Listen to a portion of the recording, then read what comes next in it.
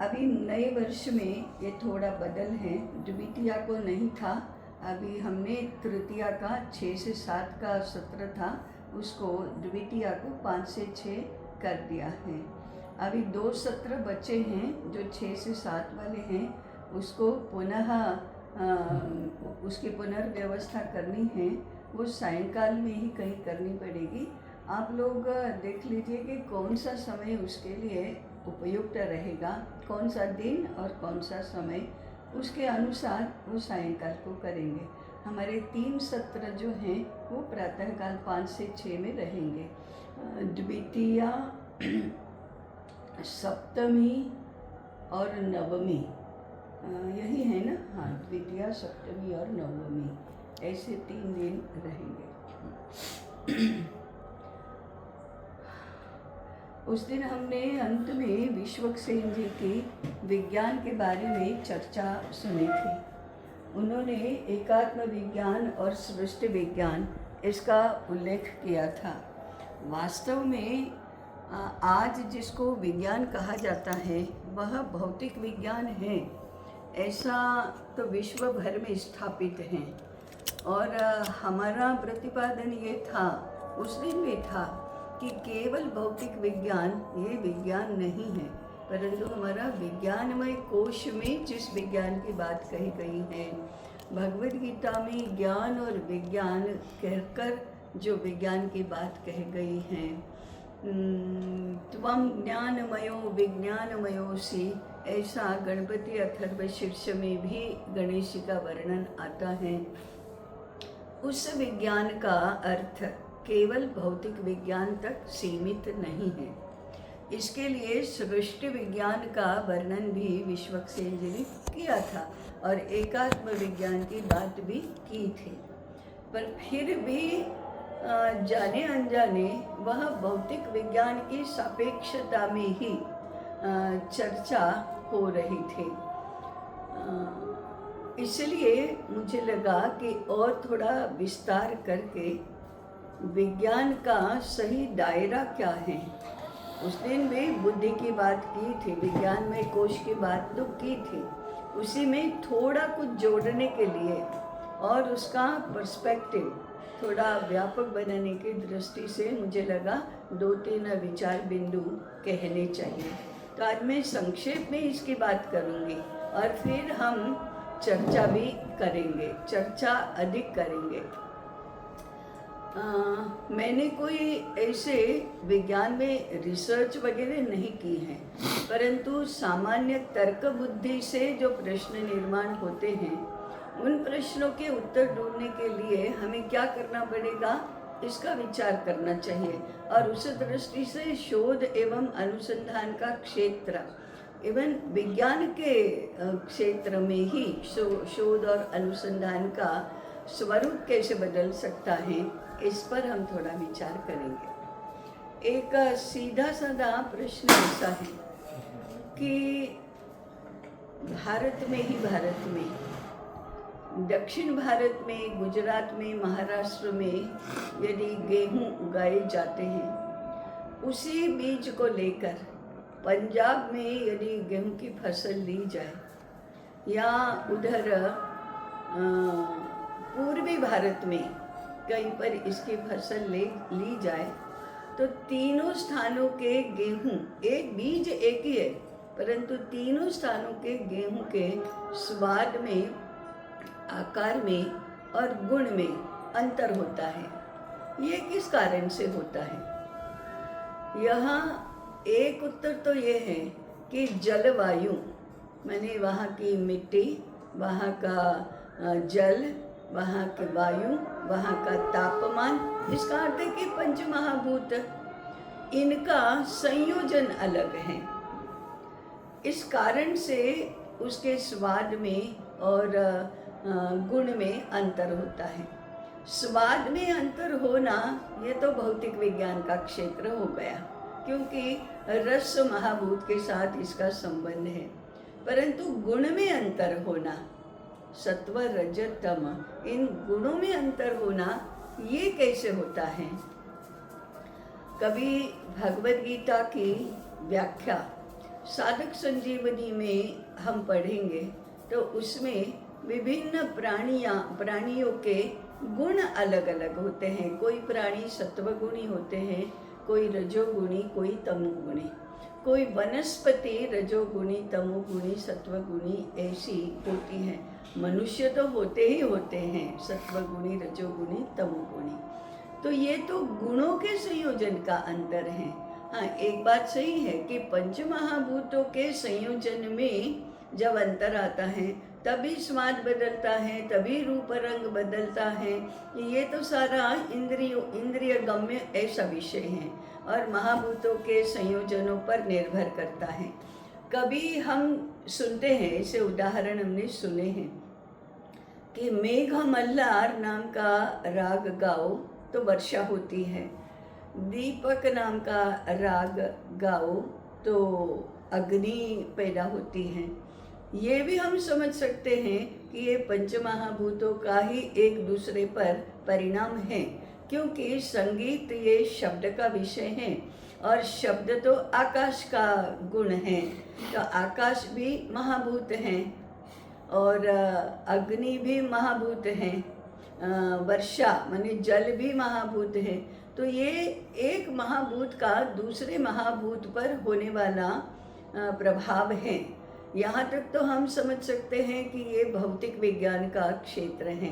हालांकि संगीत और ये सारी बातें अभी तक तो भौतिक विज्ञान के अध्ययन के दायरे में नहीं आई हैं, परंतु मन पर प्रभाव पड़ना, गुणों से संबंधित जो स्वभाव है उसमें अंतर आना, ये दर्शाता है कि गुणों का प्रभाव पंच महाभूतों पर पड़ता है और पंच महाभूतों का प्रभाव तीन गुणों के संयोजन पर पड़ता है। तो मनोविज्ञान का जो यह क्षेत्र है, इसका और भूत विज्ञान माने भौतिक विज्ञान, इसका आपसी संबंध क्या है, इस विषय पर रिसर्च तो हुई है, परंतु वह भौतिक विज्ञान के मापदंडों के आधार पर ही होती हैं। भौतिक विज्ञान के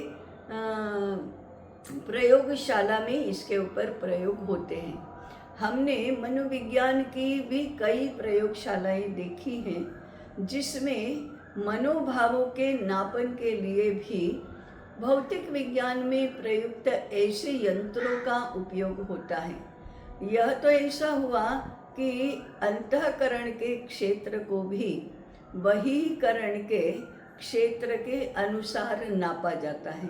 तो जहाँ भौतिक विज्ञान का ही बोलबाला है वहाँ तो ऐसा होगा, परंतु भारत में हमने उदाहरण देखे हैं कि अंतःकरण विज्ञान जो है, मनोविज्ञान जो है, उसके द्वारा भौतिक विज्ञान को भी नापा जाता है।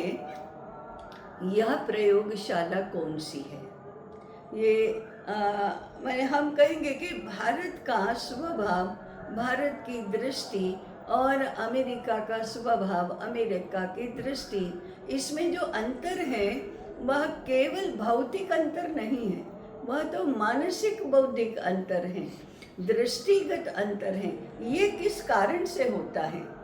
यह केवल पंच महाभूतों के संयोजन अलग हैं भारत के और अमेरिका के, इस कारण से तो नहीं हो सकता। तो फिर त्रिगुणात्मक प्रकृति जो है उसका और पंच महाभूतों का मिलकर जो संघात बनता है, उसमें अंतर होने के कारण से स्वभाव में अंतर आता है तो सारा विश्व रूप का ही है, तो सारा इस दुनिया का ही क्षेत्र।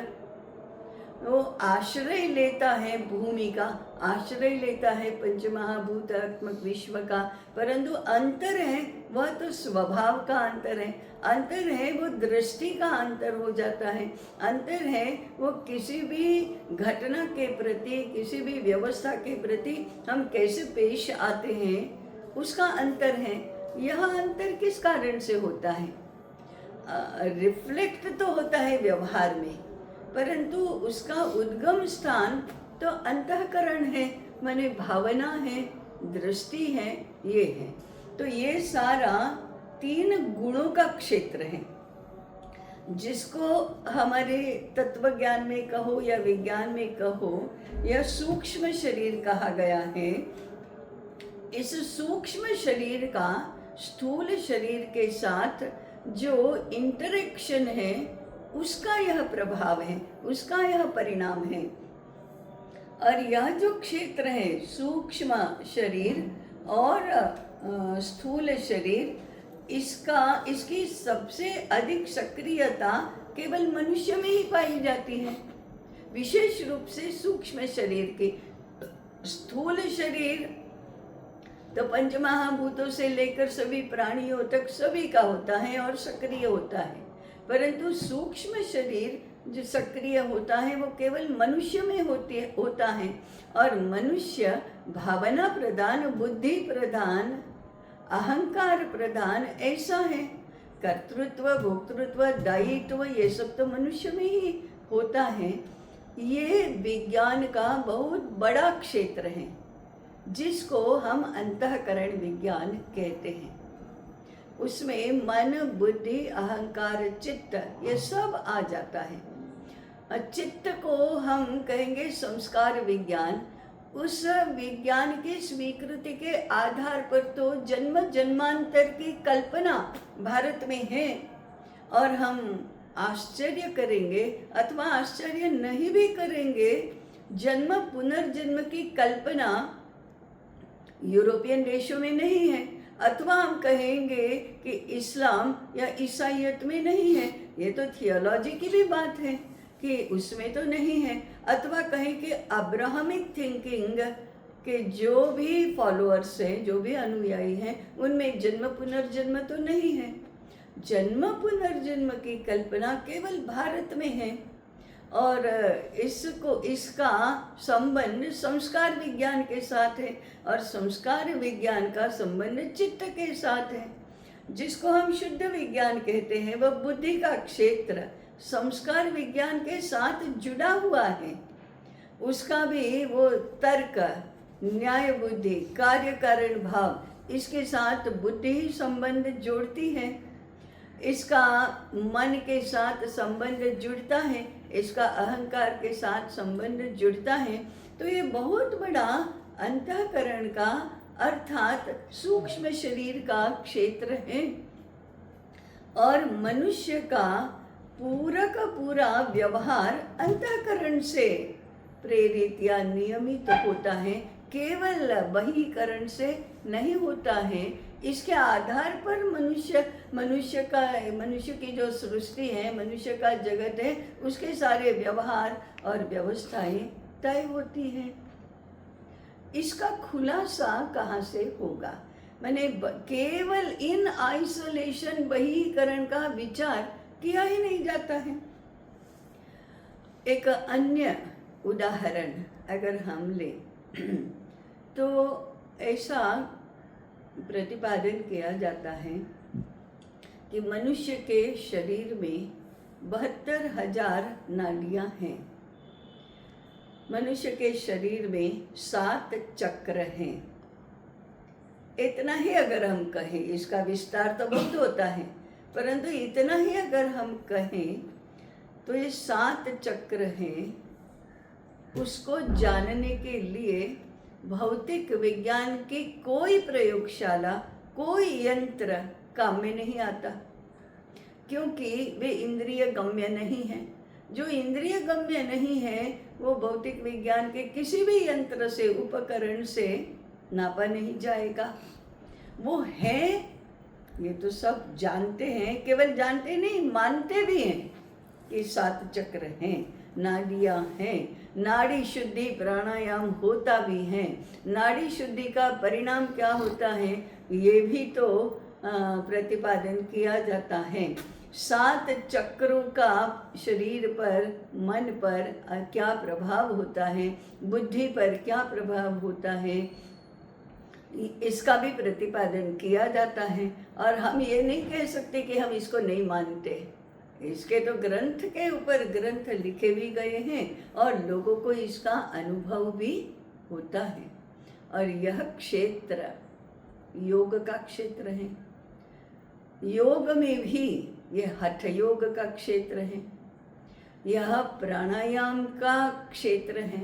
और प्राणायाम केवल भौतिक ऊर्जा नहीं है, प्राण ऊर्जा यह केवल भौतिक ऊर्जा नहीं है। यद्यपि ये बात सही है कि प्राणायाम ही सारी प्राण ही सारी भौतिक ऊर्जाओं का स्रोत है। प्राणिक ऊर्जा यह भौतिक ऊर्जा नहीं है। प्राणिक ऊर्जा कैन बी कन्वर्टेड इनटू भौतिक ऊर्जा, ये तो सही है, उसके बिना भौतिक ऊर्जा कोई काम ही नहीं करेगी। तो ये क्षेत्र, दिस इज बियॉन्ड फिजिक्स, ये तो फिजिक्स के बियॉन्ड है और है इसलिए तो हम जानते ही हैं, कोई भी इसको डिनाई नहीं कर सकता। जो लोग इसको जानते नहीं हैं वो भी परिणाम तो देखते ही हैं, इसको तो नहीं डिनाई किया जा सकता। तो ये विज्ञान का जो क्षेत्र है ये भौतिक विज्ञान से अधिक प्रभावी हैं। हाँ, उसी योग में जो 7 चक्र और 72,000 नाड़ियों की बात करता है, वही इसका वर्णन भौतिक रूप में करता है। जैसे कि चक्रों का आकार कमल जैसा है और उसमें पंखुड़ियों की संख्या अलग अलग है। एक एक चक्र का वर्ण है, एक एक चक्र के साथ वर्णमाला का एक एक अक्षर, पंखुड़ियों के साथ वर्णमाला का एक एक अक्षर जुड़ा हुआ है। चक्रों का स्थान शरीर में निश्चित किया गया है। एक एक चक्र के अधिपति एक एक देवता भी हैं और उसका प्रभाव क्या होता है, चक्र जागृत हुआ तो क्या प्रभाव होता है, इसका भी वर्णन है। अगर सुषुम्ना नाड़ी सक्रिय हुई और इन चक्रों में से यात्रा करके ऊर्ध्वगामी हुई तो क्या परिणाम होता है, इसका भी वर्णन तो बहुत विस्तार से किया जाता है। और इसका ब्रह्मांड की गतिविधियों पर क्या परिणाम होता है, इसका भी वर्णन है। अब ये योग विज्ञान है, प्राण विज्ञान है, शरीर विज्ञान और प्राण विज्ञान एक दूसरे के साथ इस प्रकार से जुड़ा हुआ है। तो फिर ये विज्ञान का कौन सा क्षेत्र है, ये निश्चित रूप से भौतिक विज्ञान के परे तो हैं, फिर भी पंच महाभूतों के साथ संबंधित हैं और दोनों एक दूसरे को प्रभावित करते हैं। परंतु प्राणमय का प्रभाव अन्नमय से अधिक है, ये भी सबके अनुभव की बात है। परंतु इस प्रयोगशाला की और इस विज्ञान की हमने कभी चर्चा करने की चिंता नहीं की। पंचमहाभूतों का स्वभाव माने उसका वर्णन, उसकी प्रॉपर्टीज, उसका वर्णन जब किया जाता है तो उदाहरण के लिए हम कहते हैं कि पानी की व्याख्या क्या है, पानी की व्याख्या है टेस्टलेस, ऑर्डरलेस, फॉर्मलेस, आकार नहीं है, रंग नहीं है, स्वाद नहीं है।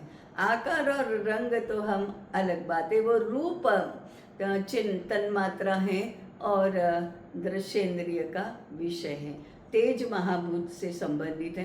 परंतु स्वाद ये तो पानी का ही गुण है, उसकी तन्मात्रा है। पानी का अपना कोई स्वाद नहीं है, टेस्टलेस बात तो ठीक है, पानी का अपना कोई स्वाद नहीं है। परंतु पानी के बिना किसी भी पदार्थ का कोई स्वाद नहीं है। माने रस तन्मात्रा और उसका जो स्वाद है, किसी भी पदार्थ का स्वाद जल तत्व के कारण से है, परंतु जल का अपना कोई स्वाद नहीं है। तो फिर स्वाद ही नहीं है उसका, तो रूप रंग भी नहीं है। रूप रंग नहीं है तो वो दिखाई नहीं देगा। जो दिखाई देता है पानी, वो तो उसमें पांचों महाभूतों का संयोजन है, इसलिए दिखाई देता है। ठंडा या गर्म लगता है वो तो उसके स्पर्श गुण के कारण से लगता है। उसमें कोई गंध भी होगी तो पृथ्वी महाभूत के कारण से है। परंतु ये सारा जब जब जब व्यक्त स्वरूप धारण करता है तभी होता है। पानी का अपना न तो कोई रूप रंग है, न तो कोई स्पर्श है, न तो कोई स्वाद भी नहीं है, तो बाकी सारे तो नहीं होंगे। What is that form? वो क्या है फिर? उसका अस्तित्व किस रूप में है? तात्विक रूप से उसका अस्तित्व केवल अव्यक्त रूप में है। वो व्यक्त नहीं हो सकता। व्यक्त होते ही वह भौतिक स्वरूप धारण करेगा, और सारे पांचों महाभूत मिलकर जब होगा तभी धारण करेगा। परंतु उसका जो रस तत्व है, उसका तो तात्विक अस्तित्व ही है, अव्यक्त अस्तित्व है, और अव्यक्त अस्तित्व केवल आत्म रूप में ही होता है। व्यक्त होते ही उसका स्वाद आ जाता है, रूप रंग आ जाता है, स्पर्श भी आ जाता है। इस तत्व को कहने का प्रयास तो फिजिक्स करता है, परंतु उसके पीछे जो लॉजिक है वो नहीं बता सकता, क्योंकि वो फिजिक्स का विषय नहीं है। वह बुद्धि से भी परे अनुभूति का क्षेत्र है। तभी पता चला कि ये तो अव्यक्त रूप है। तो कोई भी पंचमहाभूतात्मक पदार्थ लो तो भी उसका मूल स्वरूप तो आत्म तत्व ही है। मुझे कहीं इंसिडेंटली सुना हुआ और पढ़ा हुआ एक 4 पंक्तियों का याद आता है। In the beginning there was a word.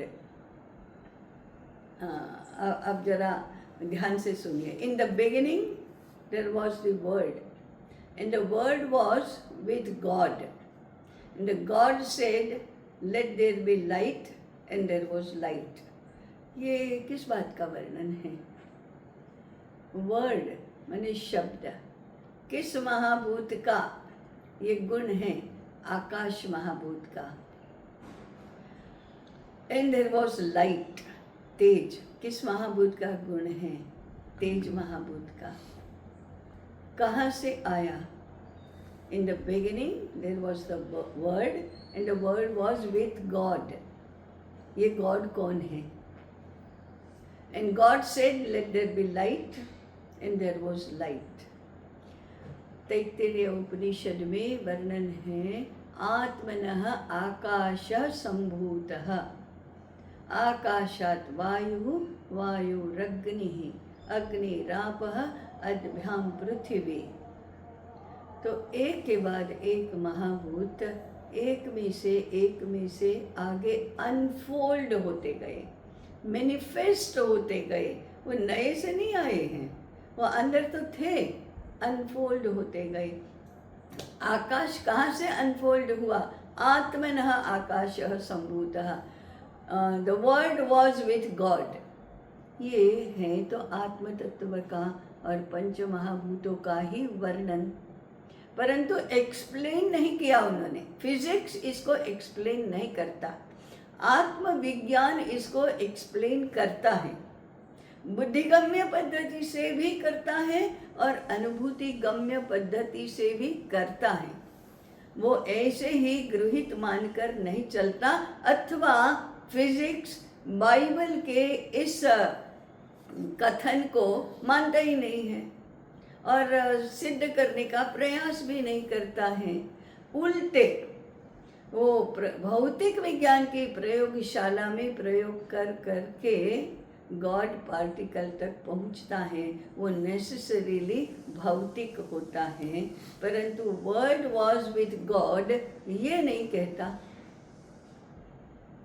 वो तो पंचमहाभूतों का कल्मिनेशन गॉड एलिमेंट में है, ऐसा करता है।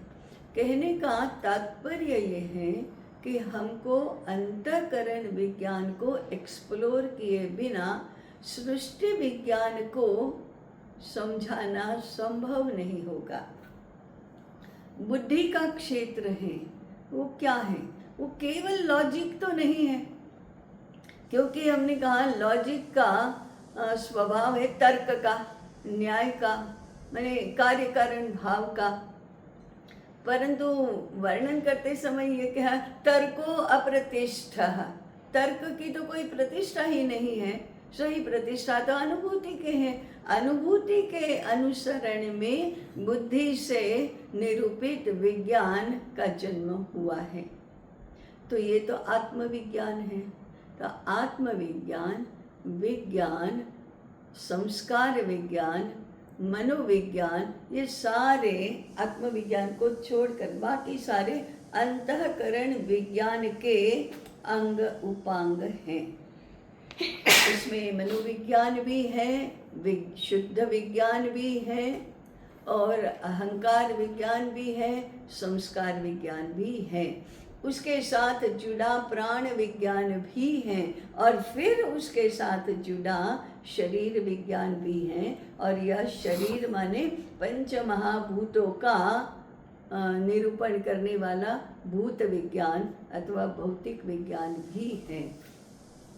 किसी भी प्रकार से कहो तो स्थूल शरीर, सूक्ष्म शरीर और कारण शरीर, इन तीनों का संबंध जोड़े बिना और उसके एक्शन इंटरेक्शन के बाद किए बिना या उसकी एकात्मता सिद्ध किए बिना किसी भी घटना की, किसी भी स्थिति की, किसी भी गति की सही व्याख्या नहीं की जाती, वह सीमित व्याख्या ही होगी। और ये सारी आंतरिक प्रक्रियाएं कैसी होती हैं, इनको जानने के लिए भौतिक विज्ञान की प्रयोगशाला काम में नहीं आती। वो तो स्वाभाविक है, वो सीमित है, इसलिए वो तो काम में नहीं आएगी।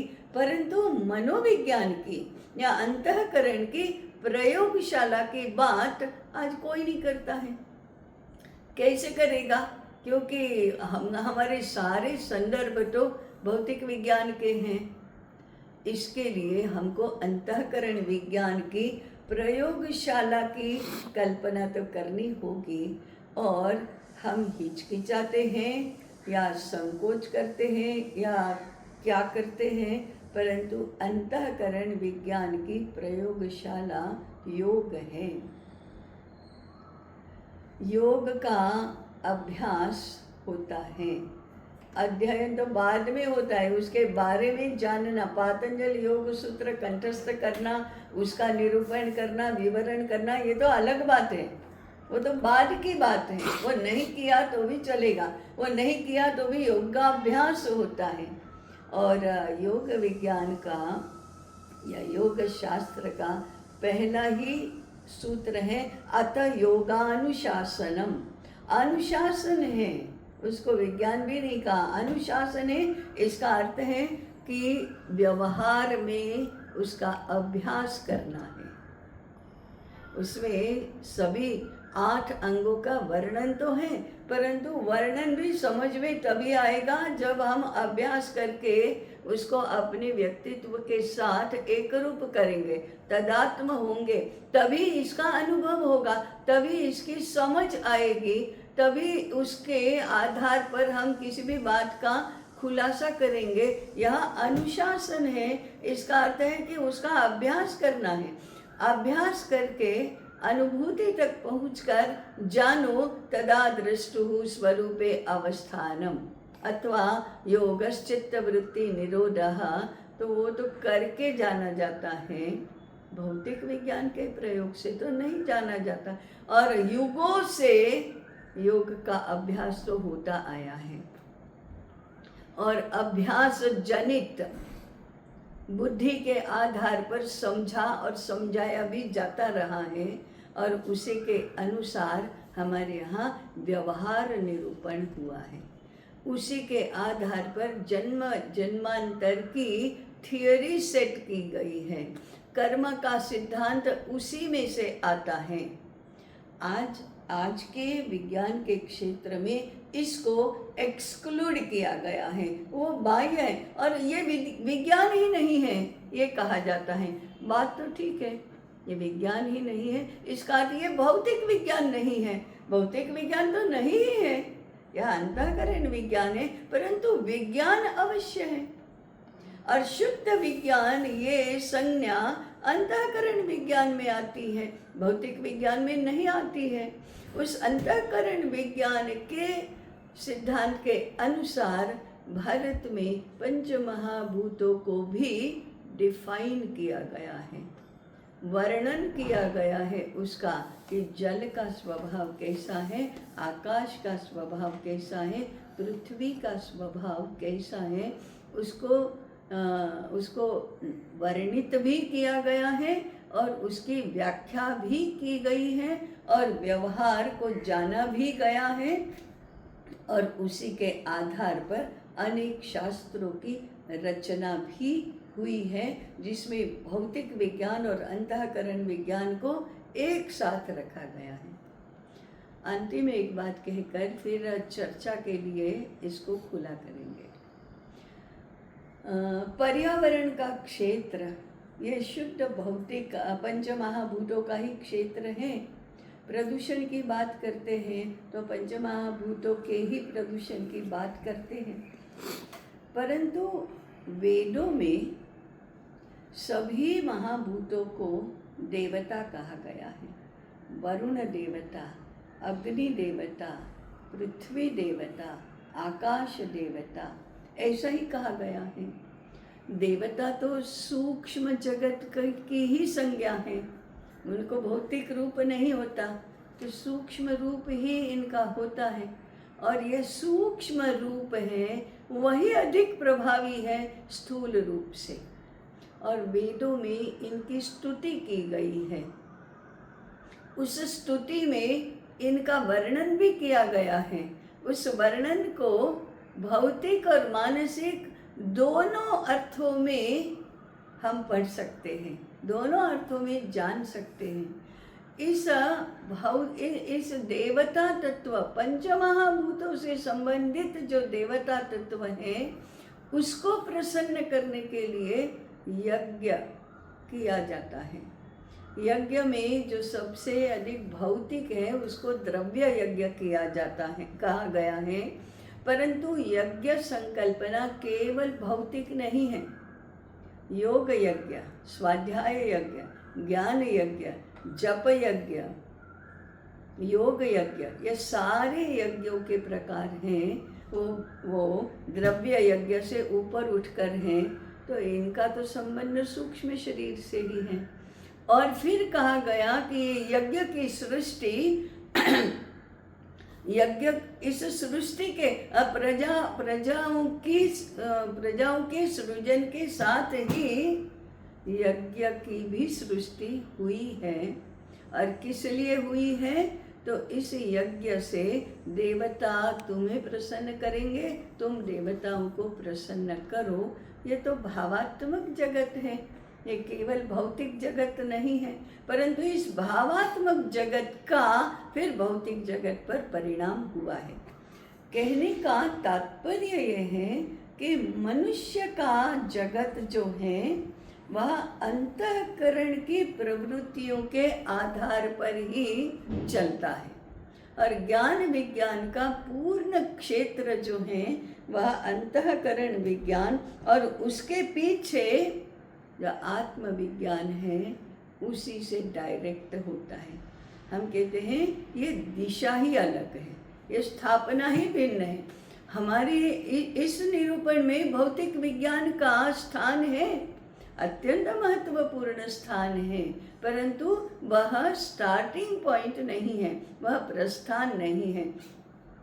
द होल डिफरेंस, पूरा जो अंतर है वह आप किस प्रस्थान से प्रारंभ करते हैं अध्ययन का अथवा अनुभव करने का, इसके ऊपर ही है।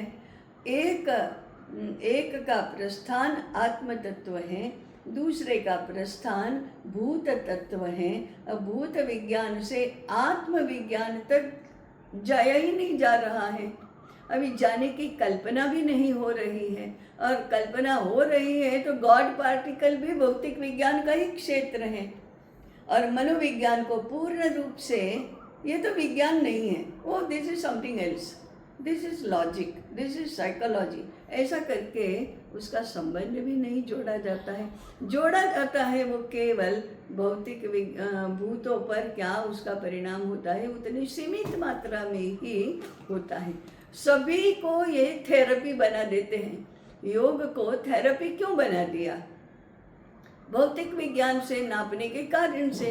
योगानुशासन क्या होता है पता नहीं, इस कारण से जितने अंश भौतिक विज्ञान के अलावा आता है वो तो योग है, परंतु योग थेरेपी वो भौतिक विज्ञान के क्षेत्र में आ गई।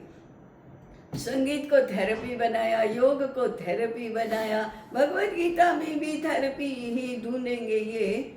ऐसे सभी अंतःकरण विज्ञान के क्षेत्र को पंचमहाभूतात्मक क्षेत्र में ड्रैग खींच करके ले आना, ये विज्ञान की प्रवृत्ति होती है। और जो नहीं आ सकता उसको तो बाह्य कर दो, उनको निकाल दो। तो ये प्रवृत्ति तो ठीक नहीं है। ज्ञान का क्षेत्र इससे तो बहुत सीमित हो जाता है और उसका कभी अध्ययन ही नहीं किया जाता। तो फिर पश्चिम का स्वभाव कैसा बन गया है, जो हमको पता नहीं है वो तो जगत में होता ही नहीं है, और होता है तो कुछ ऐसे ही अगड़म बगड़म होता है, वो हमारा क्षेत्र नहीं। जैसे विज्ञान ने पश्चिम में धर्म के क्षेत्र को बाहर कर दिया, ऐसे ही भौतिक विज्ञान अंतःकरण विज्ञान को बाहर कर देता है और विज्ञान की संज्ञा उसके लिए प्रयुक्त ही नहीं करता है। कहने का तात्पर्य है कि सृष्टि विज्ञान को हमें आत्मविज्ञान के परिप्रेक्ष्य में समझना पड़ेगा। कम से कम ये ऐसे करना चाहिए, विज्ञान की दिशा ये होनी चाहिए विज्ञान के अध्ययन की, इसको हमें चर्चा में लाना चाहिए, तभी हम एकात्म विज्ञान की प्रतिष्ठा करेंगे। एकात्म विज्ञान के परिप्रेक्ष्य में भौतिक विज्ञान की प्रतिष्ठा है, परंतु आज जो भौतिक विज्ञान का क्षेत्र है वो और समृद्ध हो जाएगा, इसके कारण से कम नहीं होगा, इसके कारण से और आगे प्रगत हो जाएगा। इसलिए एकात्म विज्ञान, उसके अंतर्गत फिर सृष्टि विज्ञान, आत्मविज्ञान, फिर सृष्टि विज्ञान, और सृष्टि विज्ञान के अंतर्गत फिर अंतःकरण विज्ञान और प्राण विज्ञान और भूत विज्ञान। इस प्रकार की यदि रचना करते हैं तो विज्ञान के क्षेत्र में हमारा अध्ययन भारतीय पद्धति का और भारतीय स्वरूप का होगा। ऐसे कुल अभी तो कह सकते हैं कि दीज आर स्ट्रे थॉट्स, ऐसे बिखरे विचार सूत्र हैं, परंतु इसका व्यवस्थित अध्ययन करने से हम विज्ञान को भी सही आधार पर, सही पेडेस्टल पर, सही आधार पर स्थापित कर पाएंगे। तो कितने ही ऐसे विषय होंगे जिनका अभी कोई खुलासा ही नहीं हो रहा है, उसका खुलासा होता जाएगा। तो उस दिन जो विज्ञान का विषय सुना था, उसके बाद मुझे जो विचार आ रहे थे, जो सूत्र ध्यान में आ रहे थे, उस समय ही मैंने सोचा था कि हाँ, इस आयाम का विचार करना ही चाहिए और इसको हम कैसे आगे बढ़ाएंगे ये देखना चाहिए। तो मैं यहाँ रुकती हूँ। अब चर्चा के लिए सत्र खुला है और समय का नियोजन तो मनु जी देख ही रहे हैं। जी, 19 मिनट हैं हाँ, चर्चा के लिए। हाँ,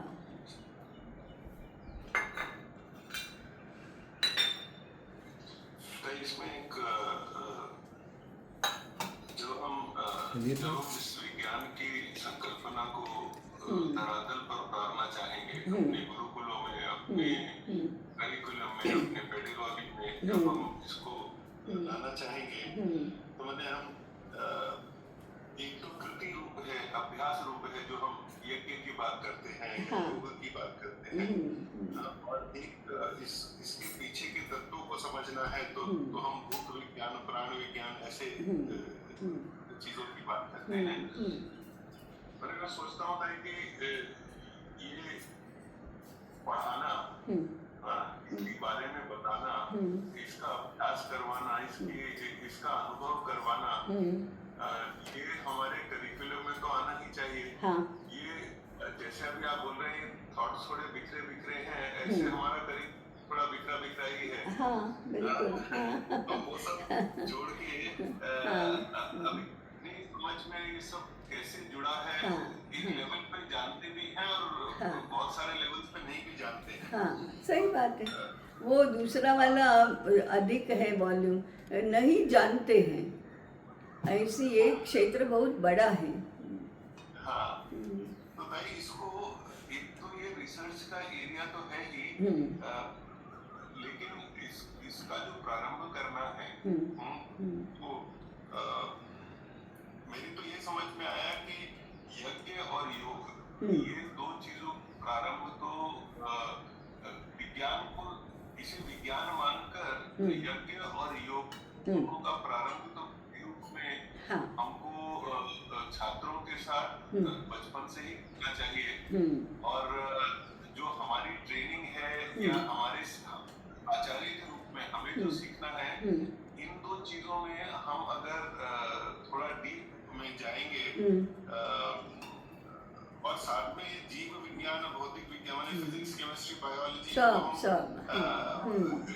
इसका प्रतिपादन तो हम कर ही सकते हैं, साथ में यज्ञ और योग को जोड़ेंगे, और फिर धीरे धीरे तो ये प्रस्थान बिंदु ऐसा लगता है मुझे कि ये दो चीजें, यज्ञ और योग, साथ में जोड़कर, विज्ञान के साथ में जोड़कर ऐसा हमको करना चाहिए। और इसके लिए जो हमारी दक्षता है, हमारा कौशल है, हमारा अनुभव, हमारा अभ्यास है, कैसे होना है, इस पर हमको ध्यान देना चाहिए। बिल्कुल बिल्कुल सही, हाँ बिल्कुल सही। योग को केवल फिजिकल एस्पेक्ट से ऊपर देखना चाहिए।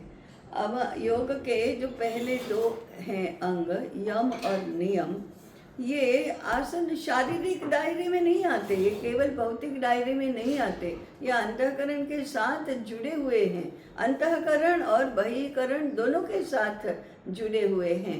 जैसे हम नियम की बात करेंगे कि शौच, संतोष, तपः, स्वाध्याय, ईश्वर प्रणिधान, तो उसमें केवल शौच है, वही केवल बहिःकरण के साथ, स्थूल शरीर के साथ थोड़ा जुड़ा है, बाकी तो सारा अंतःकरण के साथ जुड़ा हुआ है। अहिंसा, सत्य, अस्तेय, ब्रह्मचर्य, अपरिग्रह, ये तो शुद्ध अंतःकरण का ही क्षेत्र है। तो पहले दो अंग भी अंतःकरण के क्षेत्र हैं, और उसके बाद आसन प्राणायाम के बाद प्रत्याहार है, और फिर धारणा, ध्यान, समाधि है, वो तो शुद्ध अंतःकरण और आत्मविज्ञान का क्षेत्र है। हमारे गुरुकुलों में योग ये अभ्यास से शुरू होता था।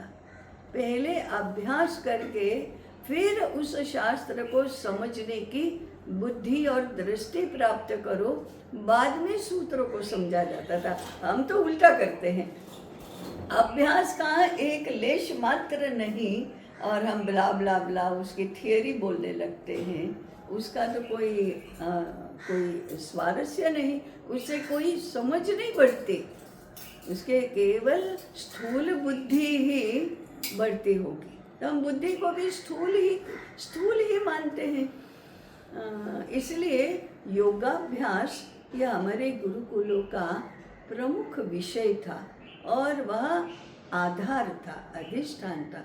योगाभ्यास तो पहले होना चाहिए। तो उसके व्यवहार के अंग भी हैं और भावात्मक अंग भी हैं, दोनों ही हैं, उसको महत्वपूर्ण माना जाता है। और यज्ञ तो कृति रूप में है ही, और उसमें भी द्रव्य यज्ञ यही प्रमुख नहीं है। द्रव्य यज्ञास, तपो यज्ञास, योग यज्ञास तथा परे स्वाध्याय ज्ञान यज्ञाश्च, इतने प्रकार के यज्ञ हैं। और उसमें कहा, उसमें ज्ञान यज्ञ जो है वो सर्वश्रेष्ठ है, ऐसा भी कहा है। द्रव्य यज्ञ की तो स्थूल शरीर जो है उस क्षेत्र में प्रतिष्ठा है, फिर भी वह कम नहीं है। उससे शुरू हुआ, उसके साथ देवान भावयतानि न ते देवा भावयन्तु वह, इस प्रकार से आगे सूक्ष्म शरीर के साथ अथवा अंतःकरण के साथ इसको जोड़ा गया है। तो फिर हमारा संगीत और अन्य कला के क्षेत्र हैं, उनका अधिष्ठान आत्मिक हो जाता है।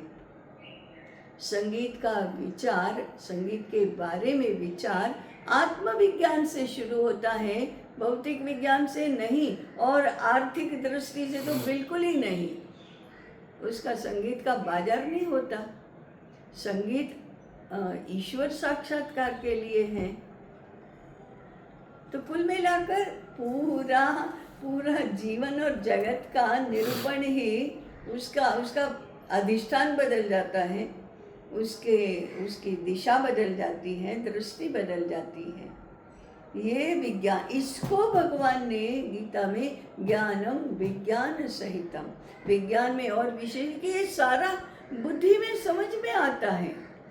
ज्ञान अनुभूति का क्षेत्र है, वो अनुभूति हो गई। अब ये सारा ब्रह्मांड में ये लीला चल कैसे रही है, वो बुद्धि को समझ में आता है, तब विज्ञान होता है। ये सब प्रक्रिया क्या हो रही है, क्रिया प्रक्रिया, गति, स्थिति, परिवर्तन, ये हो कैसे रहा है और क्यों हो रहा है, ये समझना बुद्धि का काम है, वो विज्ञान का क्षेत्र है। कुल मिलाकर मैंने भी ब्ला ब्ला ब्ला कर दिया अभी, परंतु यह क्षेत्र अध्ययन का क्षेत्र ही नहीं खुला है, ये मेरा कहने का तात्पर्य है। अब भगवद गीता के इस भाग को कोई छूता ही नहीं है। हाँ, वो ज्ञान और विज्ञान की बात की है, इसको कौन छूता है। द्वाविमो पुरुषौ लोके क्षरश्चाक्षर एव च, अक्षर पुरुष, क्षर पुरुष, उत्तम पुरुष, कोई इसके ओर ध्यान ही नहीं देता। निष्काम कर्म और भक्ति योग, इसमें सब बात करते हैं। तो इसमें 7वें अध्याय में जाते हैं तो चौथा पांचवा वो हो रहा है। चौथा पांचवा जो श्लोक है उसमें पहले ये अष्टधा प्रकृति की बात की, फिर जीव की, महाभूत की, ये सब इन्हीं आठों के द्वारा धारण होने वाला जगत है। ये यहाँ तक कि जो हाँ, तो भगवद गीता में क्षेत्रज्ञ विभाग है, फिर विश्वरूप दर्शन विभाग है, फिर पुरुषोत्तम योग है और ज्ञान विज्ञान योग भी है। ये पुरुषोत्तम योग पाठ का विषय जरूर है, परंतु क्षेत्रज्ञ विभाग योग जो 13वां है, त्रिगुण गुणत्रय विभाग योग वो 14वां है, और ज्ञान विज्ञान योग ये 7वां है। इस ओर कौन ध्यान देता है, ये अध्ययन का क्षेत्र नहीं है। हाँ, आत्म संयम योग को 6 अध्याय को कुछ मात्रा में हम पढ़ते हैं, बाकी तो निष्काम कर्मयोग कुछ मात्रा में सांख्य योग, फिर 12वां जो भक्ति योग है, और फिर 17-18 वो अक्षर ब्रह्म योग या श्रद्धात्रय विभाग योग, इसका तो कुछ वर्णन आता है। परंतु ये जो विज्ञान जिसको बोलते हैं वो नहीं आता। मुझे याद आ रहा है आपने एक बार एक कक्षा में पूरे ब्रह्मांड के लिए कहा था कि इसका अंतःकरण कहाँ है। पंचकोश की जब हम बात करते हैं, एक विषय आएगा इसमें, हम कहते हैं यत् पिंडे तत् ब्रह्मांडे, पिंड में है वह ब्रह्मांड में है। पिंड के पंचकोश की बात कर रहे हैं, ब्रह्मांड का पंचकोश क्या है, क्योंकि पंचकोश वहां भी होना चाहिए और है भी। अगर ब्रह्मांड के पंचकोश की भी बात करेंगे तो हमको ये जो प्रक्रियाएं चल रही हैं उसकी बात सहज रूप से करनी होगी, और तब जाकर ये ब्रह्मांड विज्ञान माने सृष्टि विज्ञान जो है वो आत्मविज्ञान के परिप्रेक्ष्य में समझ में आएगा।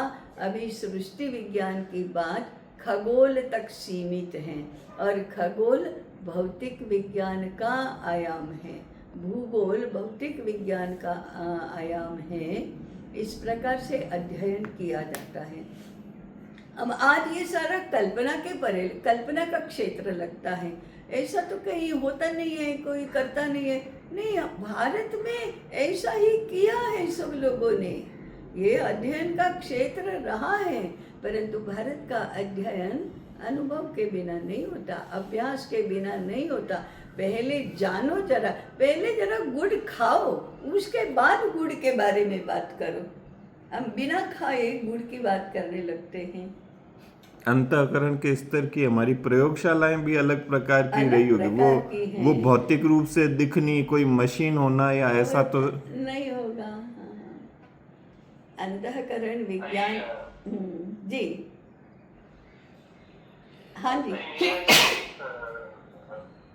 जो बिंदु है वो ये कि जब हम पंचकोश विकास की बात कर रहे हैं, हाँ उसमें स्वाभाविक रूप से ही अंतःकरण विज्ञान होना ही चाहिए। हाँ, ऐसा बिल्कुल।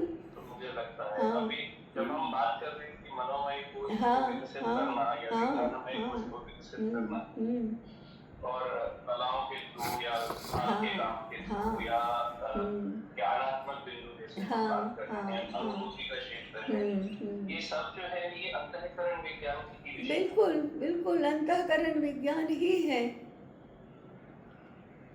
जैसे ही आप प्राण विज्ञान से ऊपर उठने लगे तो वो अंतःकरण विज्ञान ही है।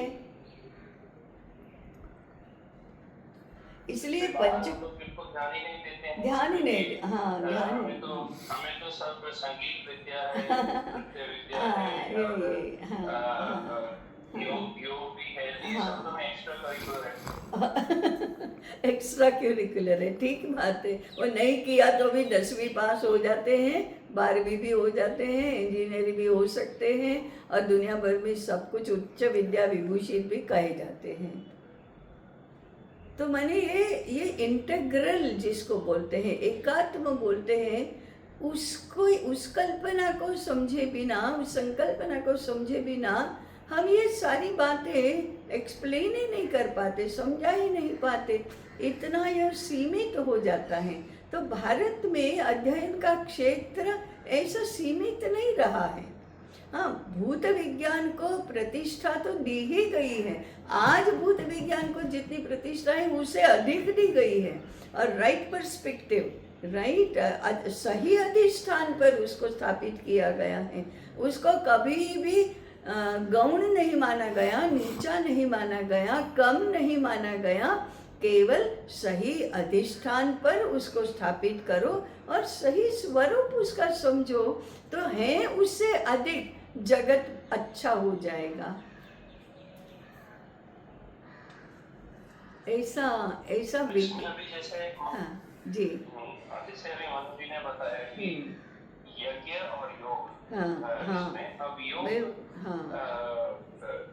अभी जब आपने बताया कि अलग अलग प्रकार के यज्ञ हैं, जिसमें जप है, जिसमें स्वाध्याय यज्ञ है, ज्ञान यज्ञ है, तप यज्ञ है, ज्ञान यज्ञ है, स्वाध्याय ज्ञान यज्ञाश्च, ऐसा कहा न। द्रव्य यज्ञास योग यज्ञ, द्रव्य यज्ञास तपो यज्ञास योग यज्ञास तथा परे स्वाध्याय ज्ञान यज्ञाश्च। बाद में चौथा पाद नहीं स्मरण में है। यतयः संशितः व्रता, यतयः संशित व्रता। तो ऐसे ऐसे सभी यज्ञों के प्रकार बताए, और उसमें ज्ञान यज्ञ को श्रेष्ठ माना गया। इवन भक्ति में चतुर्विधा भजन्ते माम, फिर नहीं आता, परंतु उसमें तेषां ज्ञानी नित्य युक्तः, जो ज्ञानी भक्त हैं, आर्तो जिज्ञासु अर्थार्थी ज्ञानी, फिर पता नहीं, ज्ञानी त्वात्मैव मे मतः, ज्ञानी जो भक्त हैं वो तो मेरे साथ एक है, एकत्व है, तदात्म है उसमें। तो ज्ञान यज्ञ को सर्वश्रेष्ठ माना गया। और ज्ञान यज्ञ बुद्धि के क्षेत्र से शुरू होकर अनुभूति के क्षेत्र तक जाता है, या अनुभूति के क्षेत्र से होकर बुद्धि के क्षेत्र पर आता है। चतुर्विधा भजन्ते माम जनाः सुकृतिनोर्जुन। हाँ, जनाः सुकृतिनोर्जुन। जी ओहो बीच में एक बात करती है। हाँ हाँ तो अभी तो ये जो मैं बता रहा था कि ज्ञान यज्ञ है, हाँ योग यज्ञ है, हाँ हाँ अ, जप यज्ञ है। योग भी, हाँ हाँ जप यज्ञ है। और अब यहाँ तो विद्या क्षेत्र में हम लोग जो जो अग्नि क्रिया है, हाँ वैसा तो हम लोग नहीं करते निरंतर, एक बार साल में एक बार गुरुकुल शुरू होते हुए ये हाँ नहीं शुरू हाँ होता है। हाँ पर हाँ सुनाई नेटवर्क नहीं दे गया। रहा है। हाँ हाँ सुनाई नहीं दे रहा। बाकी सभी प्रकार के हाँ नहीं सुनाई दे रहा है। हाँ अब सुनाई दे रहा है। हाँ वो बीच में एक वाक्य बाकी छूट सभी गया। प्रकार के बाकी सभी प्रकार के यज्ञ तो हम लोग यहाँ पर करते हैं। हाँ ज्ञान हुआ या जप हुआ या दान हुआ या योग भी यहाँ पर अभी इस साल से तो ज्यादा हम लोग फोकस कर रहे हैं। तो इसको कैसे देखना है कि हम जो अग्नि क्रिया है उसको साल में एक ही बार कर रहे हैं, निरंतर नहीं करते। कई गुरुकुलों में तो हर रोज होती है, रोज होता है। या एक साल में एक बार ऐसा होता है। हाँ हम लोगों ने गुरुकुलों के जो वर्णन सुने हैं आश्रमों के, तो यज्ञ तो द्रव्य यज्ञ रोज होना ही है, ऐसा हम सुनते हैं, देखते हैं, पढ़ते भी हैं। तो द्रव्य यज्ञ का अपने आप में भौतिक क्षेत्र में महत्व है, परंतु जप यज्ञ का भी उतना ही है, स्वाध्याय यज्ञ का भी उतना ही है, तप का भी उतना ही है, और धीरे धीरे वह बढ़ता जाता है महत्व की दृष्टि से, और इसलिए ज्ञान यज्ञ सर्वश्रेष्ठ कहा गया। परंतु द्रव्य यज्ञ की भी अपनी तो प्रतिष्ठा, अपने आप में प्रतिष्ठा तो है, क्योंकि हम सारा व्यवहार हमारा स्थूल शरीर से चलता है, प्रेरित होता है अंतःकरण से, कृति में तो उतरता है अन्नमय कोश से, उसको शक्ति प्रदान करने वाला प्राणमय कोश है। तो मेरे कहने का तात्पर्य है कि हमारे एक भी जो स्तर है अन्नमय प्राणमय, इसकी कम प्रतिष्ठा नहीं की गई है, परंतु उत्तरोत्तर वो उसके कारण बनते रहे हैं। अन्नमय की प्रतिष्ठा कम नहीं है, परंतु आनंदमय और विज्ञानमय को समझेंगे ही नहीं तो अन्नमय तो भौतिक पंचमहाभूत ही रह जाएगा। केवल अन्नमय प्राणमय की प्रतिष्ठा में रहेंगे तो प्राणी जगत ही होगा, वनस्पति जगत ही होगा। मनुष्य का जगत कैसे आएगा? तो मनोमय से आनंदमय के का क्षेत्र मनुष्य स्पेसिफिक है, और आत्मविज्ञान का क्षेत्र तो मनुष्य के लिए खुलता है, प्राणियों के लिए नहीं खुलता। इन सबको जोड़ने वाला तो बीच में विज्ञानमय ही है। हाँ विज्ञानमय जोड़ता है। इसमें एक प्रश्न है। हाँ जी। प्राण में जब हम ऐसे विज्ञान की संकल्पना हाँ कर रहे हैं, हाँ सोच रहे हैं, हाँ अभी मैं विद्या क्षेत्र के परिप्रेक्ष्य में सोच रहा हूँ हाँ। कि जब हमको इसका एक थोड़े रिसर्च करना है, हाँ जो रिसर्च कर रहे हैं उनकी पात्रता भी होनी है, बिल्कुल होनी और है। ये पात्रता निर्माण हो और उसके आधार पर फिर रिसर्च हो, और फिर हम ये सोचें कि हाँ। 4 वर्ष के बालक या 6 वर्ष के 8 वर्ष के इसको कैसे माने कृति रूप में और अभ्यास रूप में, और हाँ। फिर उसके पीछे के जो तत्व को समझना है, हाँ इस रूप में इसका प्रतिपादन हो, और इसको सेट कैसे किया जाए, जो लोग इसको सेट कर रहे हैं उनकी पात्रता कैसे बने, इस पे भी आपको विचार करना चाहिए। बिल्कुल करना चाहिए। भृगु याज्ञवल्क्य क्या कर रहे हैं फिर? और कौन करे? अभी तो ऐसा लग रहा है कि हम सब तरफ बिखरे हुए ही हैं।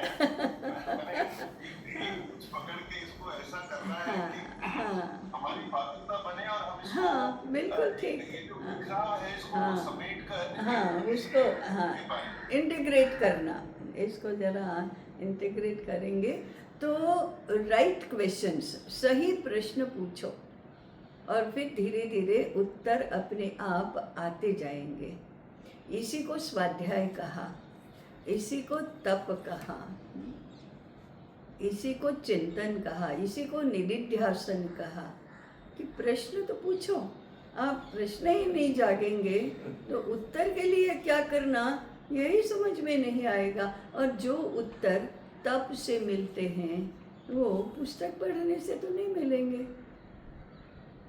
तो तप से उत्तर मिलते हैं, स्वाध्याय से उत्तर मिलते हैं, जप से उत्तर मिलते हैं। इसको पहले मानो कि हाँ जप से उत्तर प्राप्त होना संभव है, तप से प्राप्त होना संभव है, स्वाध्याय से प्राप्त होना संभव है, ध्यान निदिध्यासन से प्राप्त होना संभव है। ये मानने लगो, ये प्रस्थापना होने लगेगी, तब जाकर ये सारा तामझाम इतना जो है, कितना व्यर्थ परिश्रम अध्ययन के पीछे हो रहा है। तो कुल मिलाकर ये विज्ञान का क्षेत्र, भारतीय संकल्पना, विज्ञान को लेकर भारतीय दृष्टि, इसके ऊपर कुछ ड्वेल करना चाहिए। तो आज के आज ये सब हो नहीं जाएगा, परंतु बहुत जल्दी अगर सही सूत्र पकड़कर शुरू किया तो बहुत जल्दी यह सेटल हो जाएगा। माने उसको सही अधिष्ठान मिला तो सरल भी हो जाएगा। ओ अरे हाँ ये तो सरल है ना, इतना क्या क्लिष्ट बना रखा था हमने। ऐसे होता है जब उत्तर सही सारा सेटिंग हो जाता है तो सही उत्तर अपने आप आने लगते हैं। ताई हमारे यहाँ तो दो ताई एक्सट्रीम अपने को विकसित कुछ कर दी गई। सत्र में चलना है दो- क्या? दो अर्थनिरपेक्ष extreme स्वायत्त विकसित शिक्षा कर में चलना है सत्र में? दोनों का मैंने एक साथ सुना। अर्थनिरपेक्ष और स्वायत्त शिक्षा के वर्ग में चलना है क्या? चलना है। तो 6-4 हो गए हैं। ओहो हाँ भैया, हमको तो ये अभी पूरा करना पड़ेगा। 6 बजे दूसरा सत्र है। 6:05 हाँ इसीलिए वो डांटेंगे ना फिर हमको। हाँ पूर्ण करते हैं। आगे देखेंगे।